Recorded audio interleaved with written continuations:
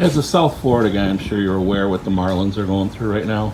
Do you have any thoughts on that? And can you talk a little bit about your own experience with the coronavirus and how difficult it was going through the recovery process?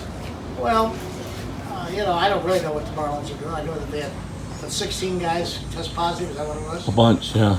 They had a bunch. And, it's a pretty contagious disease. I would imagine that all 16 of them are probably over it by now.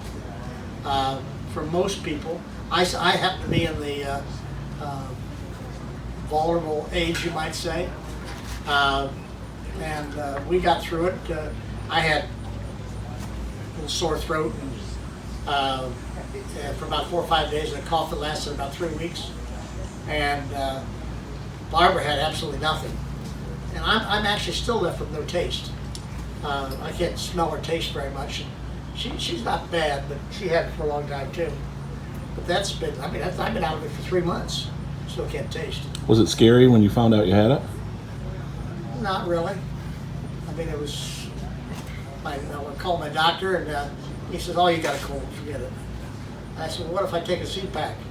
He said, "It might help you, might not." I said, "Don't worry about it." I said, "Well, I'd like to get tested because with what's going on today." That was in March, and so he said, "Okay, I'll test you." So we tested. Both of us tested. I said, "Why is Barbara testing this?" Well, she's been with me. So we both tested. We both came back positive 9 days later.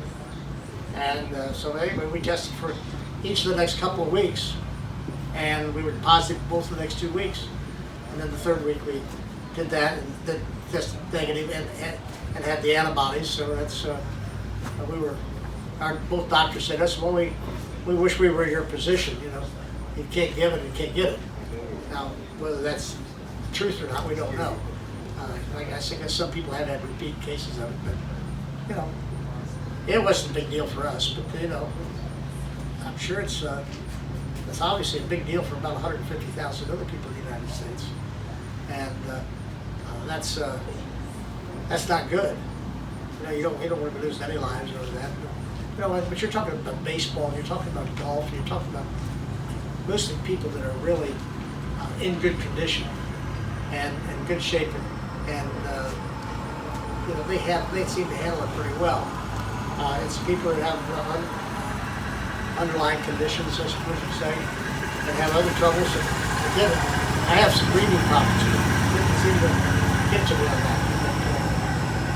But, I guess I'm one of the fortunate ones.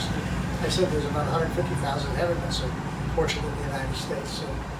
But hopefully this thing will pass. And I think they got to get, you got to get back into life, and just protect your senior citizens and protect those who are vulnerable, and the ones who aren't vulnerable, I'll probably get through it pretty easily.